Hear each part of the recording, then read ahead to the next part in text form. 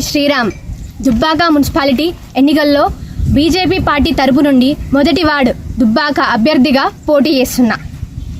మన మున్సిపాలిటీగా దుబ్బాక ఏర్పడి 13 సంవత్సరాలు దాటిపోతుంది.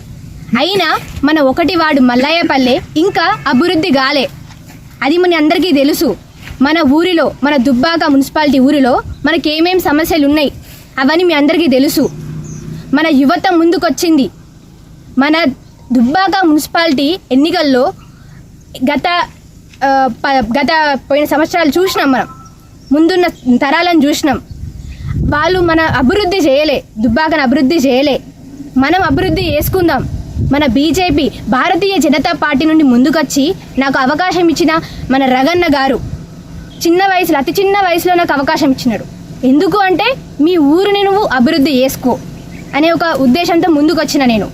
ఇప్పుడు మన సమస్యలు చూసుకున్నట్టయితే మన దుబ్బాక మున్సిపాలిటీలో ముందుగా బస్సు గొప్పగా చెప్పుకుంటున్న రేవంత్ రెడ్డి గారు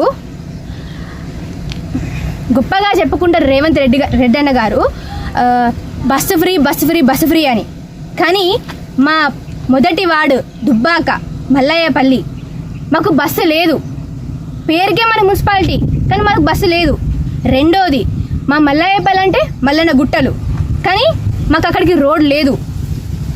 ఇన్ని రోజులు నేను 2 నుంచి 3 రోజులు మొత్తం తిరిగిన, మా 1వ వార్డు మొత్తం తిరిగిన.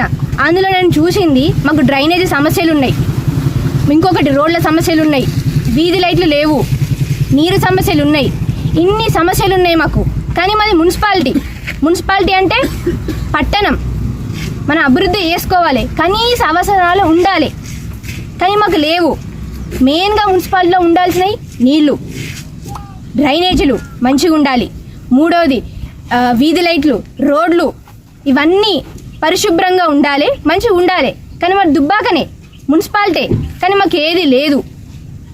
ఇప్పుడన్నా మా భారతీయ జనతా పార్టీకి అవకాశం ఇవ్వండి.